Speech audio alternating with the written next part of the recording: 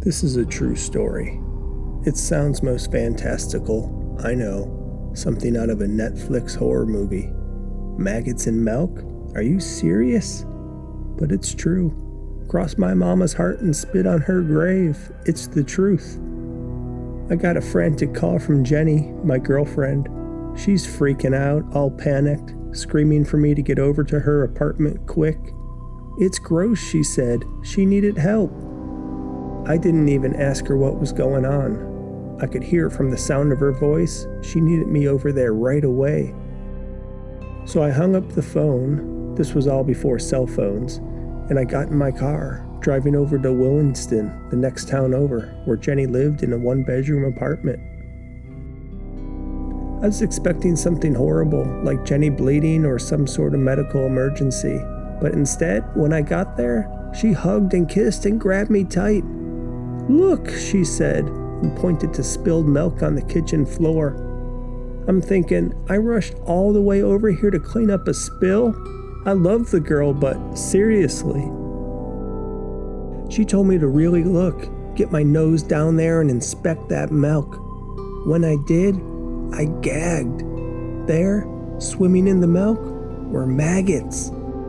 Those disgusting white little worm-like larvae, wiggling on the floor like they were at the county pool. "I just bought that milk from the store," Jenny said. "It's not expired. I poured it on my cereal, and when I saw them, I screamed and dropped the milk. They're all in the milk carton. I think I may have eaten some." I tried cleaning them up, squishing them like I would do an ant, but those maggots wouldn't die. I stepped on them, stomping them with the back of my heel, but that didn't work either. Then I grabbed a torch lighter and nuked those little bastards, toasting them like marshmallows, and that did the job. Their skin bubbled and blackened, and a few popped open like popcorn. It was a glorious sight, and I was proud of myself for thinking of the solution to the problem. Jenny, of course, she was beyond grossed out. She couldn't stand the smell of toasted maggots and left the room. Jenny stopped drinking milk after that incident. I don't blame her. I had a hard time drinking it too after that. I made sure I inspected every carton I bought. I looked carefully and shook the bottle, making sure there were no little worm-like creatures inside. Then life went back to normal. For a while, anyways. Not too long afterwards, though, Jenny started getting stomach pains, like really bad pains. She thought it was period cramps, but after Aunt Flo came and went, the pain stuck around. We were stumped. We didn't think about the maggots. That was weeks ago. The problem had been taken care of. Jenny started getting bad diarrhea and vomiting to go with the stomach pains. She started dropping weight too because she couldn't eat. The doctors couldn't find anything wrong with her. They thought it might have been some allergic reaction, like gluten or something, but all the tests came back negative, so we were left scratching our head. We tried vitamins and Pepto-Bismol. The Pepto made the diarrhea and stomach pains go away, at least for a little bit. Jenny started drinking a whole bottle a day before that too started making her sick. Her illness went on for a long time. It got to the point where she never went out anymore. She was worried about doubling over in pain, having to run to the bathroom, or worse. It started impacting our relationship. I mean, it's not too much fun being with a shut-in who's worried about the bathrooms. It's kind of like being with a gangster who's always mindful of an exit when he goes into a restaurant. I sympathized, but I also wanted to hit the bars, have some fun. And maybe have sex once in a while, because that completely stopped too. Jenny got so stressed she began losing her hair. She looked a total wreck. I don't know if it's because she wasn't eating much or maybe she wasn't getting the proper nutrients, but she didn't look well. She went back to the doc and they still couldn't find anything in the battery of tests they ran. They said get some rest and stay hydrated. Soon afterwards, though, Jenny started getting fluish, like sweaty all the time, running a fever. She still had the shits and the pains and the cramps, but now she was also talking about noises in her head. She was going screwy. I got really concerned. She was disoriented and said there was something scratching her head. She was only in her 20s, but it seemed like she had dementia or something. One night, her condition seemed really bad, so I stayed with her. I slept on the couch because she was sweating too much. Even with the door shut, I could hear her moaning in pain, talking about the noise in her head, the scratching inside her head. When I woke up, Jenny was dead. She died in her sleep. I wish I could say it was peaceful, but I don't think it was. The room stunk like an outhouse when I went in. She shat that bed, either after death or just before, maybe both. It was the nastiest sight I've ever seen. In that brown liquid that pooled around her midsection, I saw maggots swimming around. The maggots, the ones from the milk. They were there all along. When she ate her cereal, they infested her body, nestled inside her innards, and then hatched. How many hundreds of eggs were inside of her, I wondered. Her family ordered an autopsy, and we found out that maggots had wormed their way up to her brain. That's what did her in. That scratching sound, those were maggots eating holes in her brain. Since all this happened, I haven't eaten that much. What I do eat, I nuke in the microwave. Food doesn't quite taste the same or have the same appeal anymore. The idea that I can accidentally consume maggots and they fester inside of me, hatching, eating my insides, that's enough to make me stick to processed foods. I'll take my chances with high fructose corn syrup.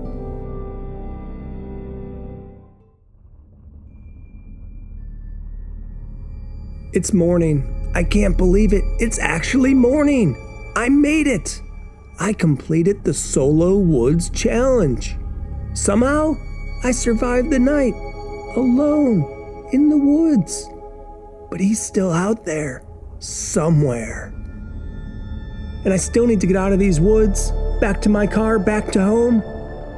I don't hear anything but birds chirping as the morning sun cracks over the horizon, but I'm not fooling myself. Somewhere, amongst the trees, he's there.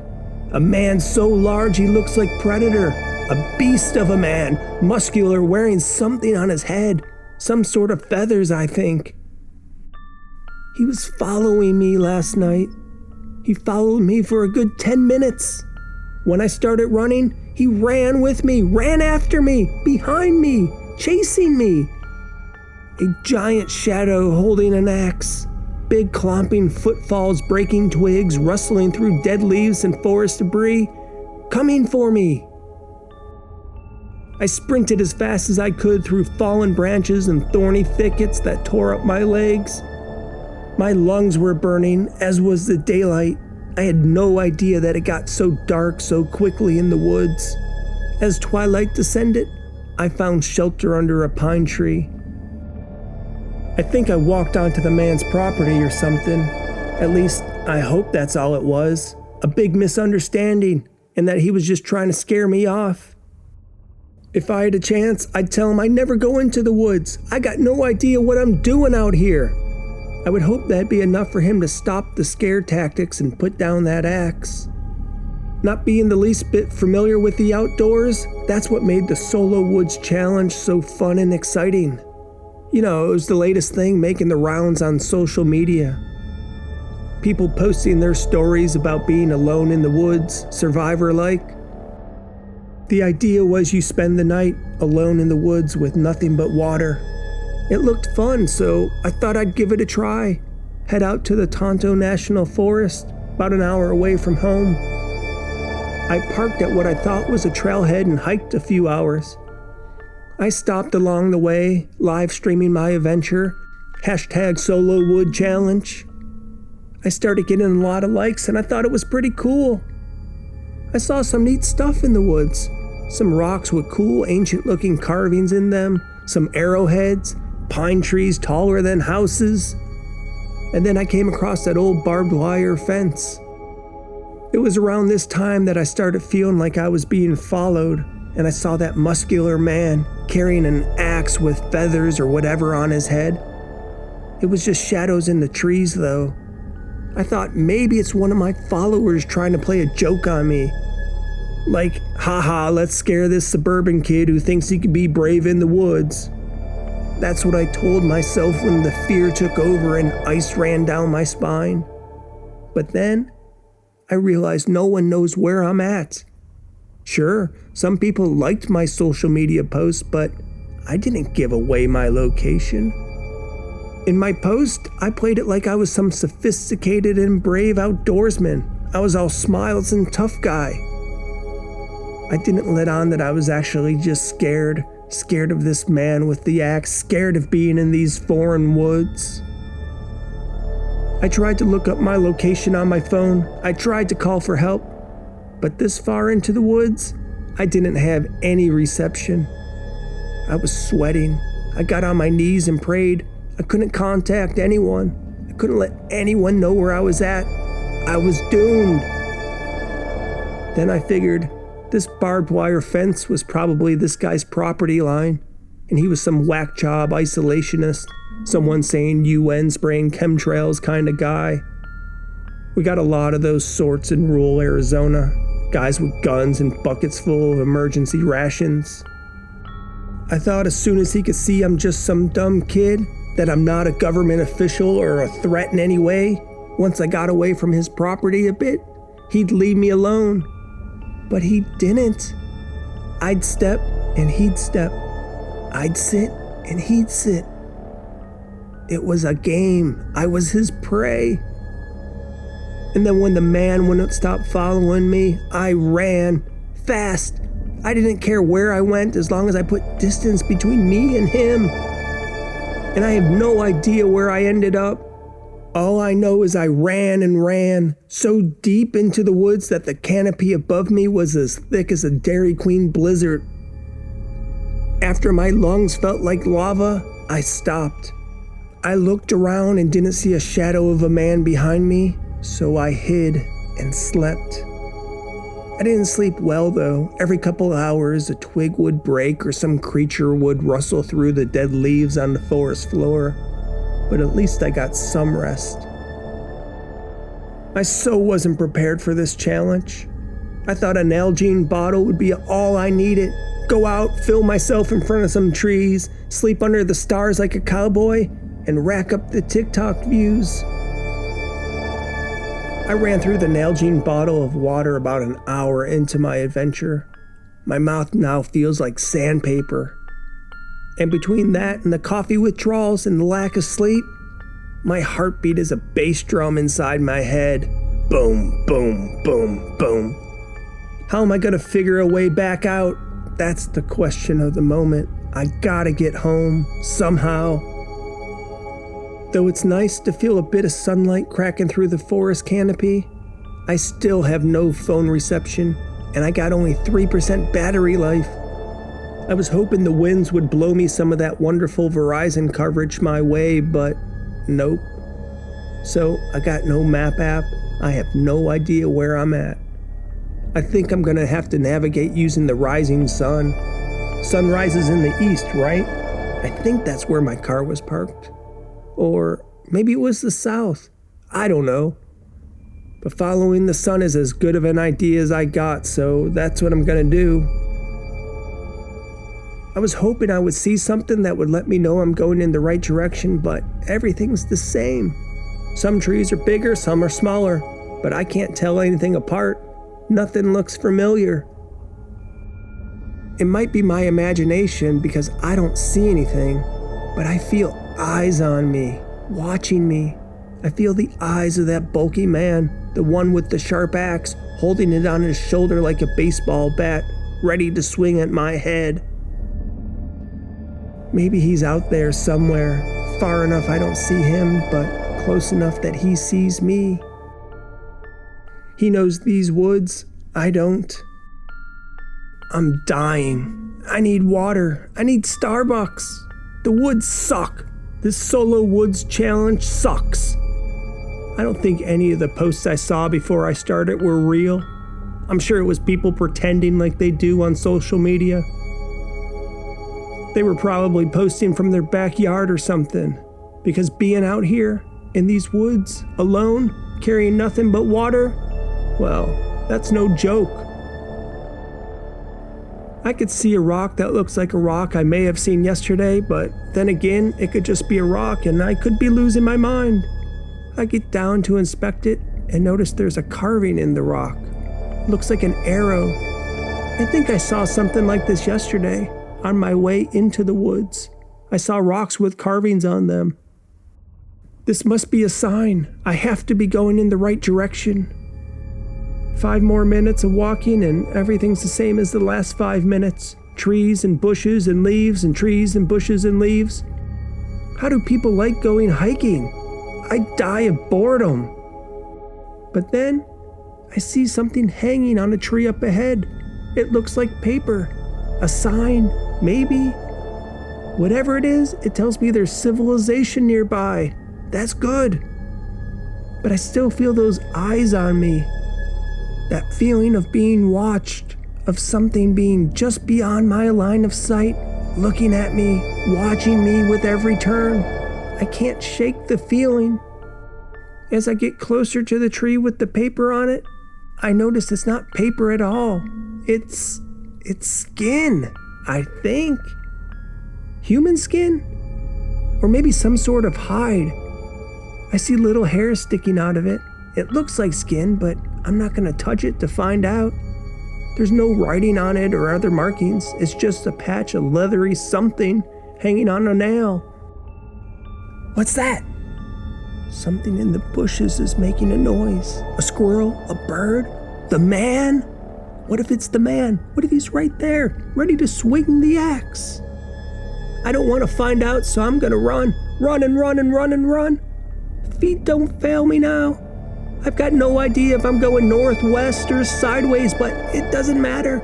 I need to get away from the eyes, the noise, him. Bam! I go down hard, ran right into something. I turned my head to look behind me, looking back at that bush, not paying attention to what was ahead of me, and I ran right into it. A tree? I don't know. Something big and sturdy that crunched my ear and rang my head, making me go to my knees and see stars. I rub my forehead, moaning, and I look up. It wasn't a tree. It was him. Massive, muscular him. A man so big that all he was missing was a blue ox. I slowly crawl backwards, scooting on my butt, dragging it through the leaves and the mud. The man brings his axe off his shoulder and raises it high above his head, above his ceremonial native headdress made of brown and white and black feathers. This is it. I'm done for. I'm a goner. And all for stupid clicks too. Why? Why did I ever do this solo wood challenge? I'm gonna die for some social media post? The man yells something at me I don't understand in a language that sounds like backwards German. Maybe he's blessing me before killing me. I don't know. I close my eyes and say a Hail Mary. The silence before the kill is broken up. My phone rings. It rings in my back pocket. It startles me, but more so the man with the axe. It makes him scream like a girl and jump backwards, dropping his weapon. I don't know that he's ever heard a phone ring before, not with a reaction like that. It rings again, and now it's the man's face who looks terrified and ashen. With the shrill voice, he points to me, and then the phone. Then he runs faster than I ran when he was after me. I look at my phone. I have 1% battery life left. It's Newt calling me, my best friend down in Peoria. I answer and I quickly tell him I can't talk, but I send him through my coordinates for him to pick me up. When I hang up with Newt, I still have 1% battery life left. I log into TikTok and upload a photo of myself, giving a thumbs up with the pine tree behind me. #SoloWoodChallenge complete.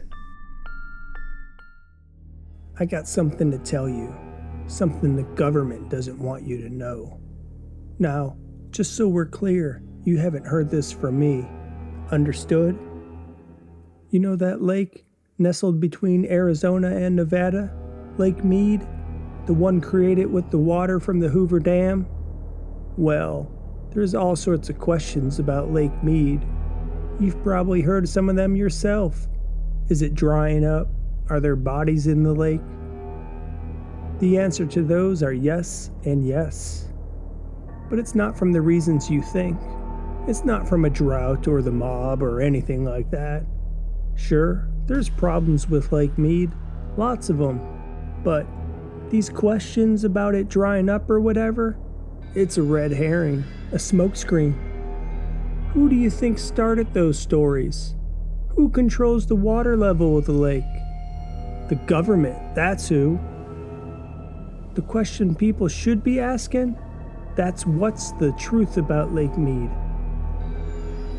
See, the government doesn't want people asking that question, so they do things like lower the water level to get people asking those other questions.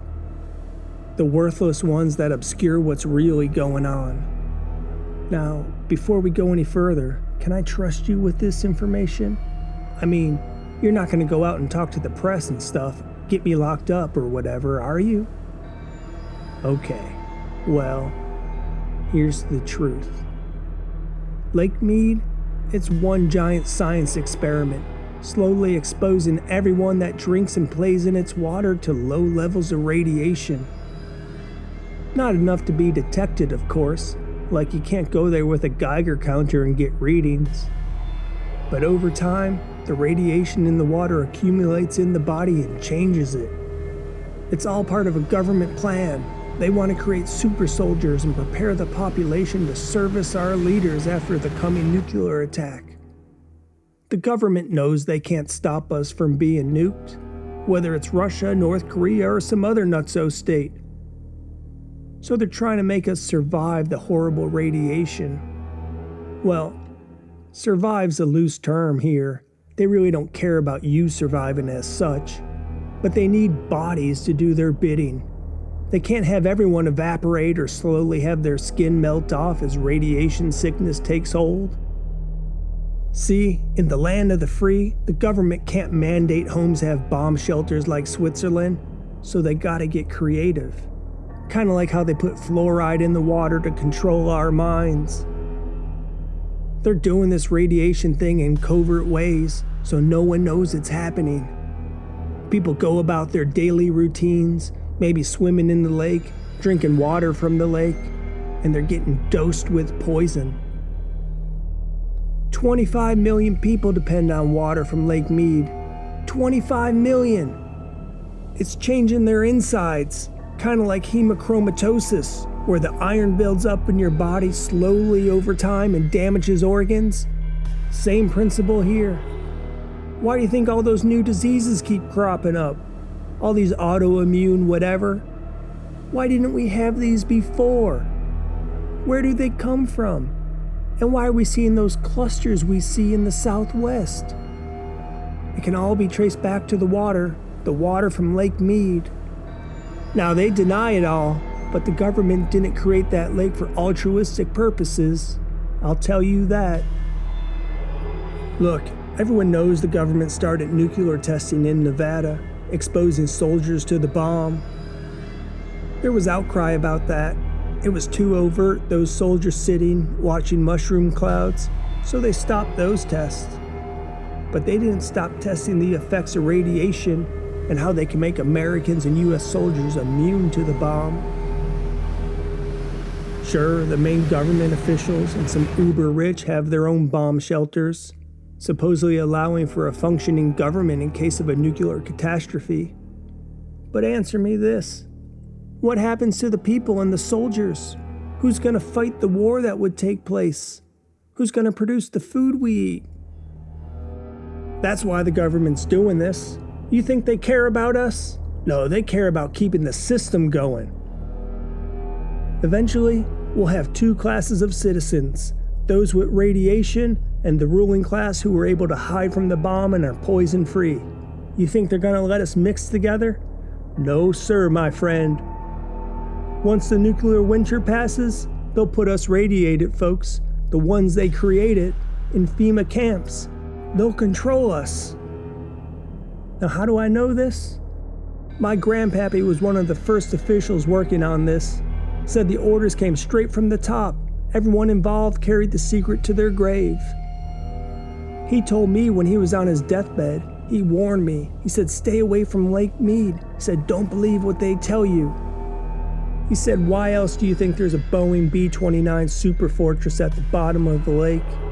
Doesn't it seem weird to have a plane that drops nuclear bombs at the bottom of a lake? He said they put that plane there and that was their explanation in case this stuff ever got out. They'd point to the plane and say, oh, it's all contained there, it's not a problem, nothing to see here, folks.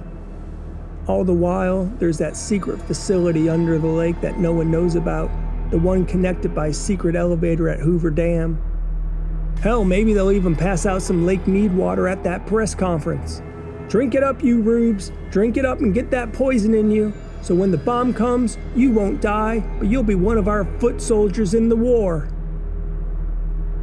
So next time you hear something about Lake Mead and it becoming a dead pool or how climate change is affecting the water, don't believe it. Don't fall for that mainstream media narrative. That's the government speaking.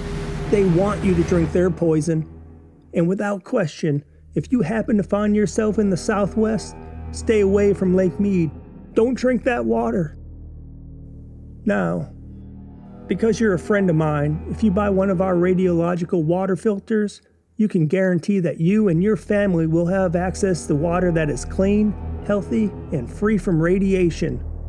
Our filters take out all radon-222, radium, uranium, plutonium, and cesium-137. And if you buy it today, I can give you a special price, $59.95. Isn't your family worth the peace of mind?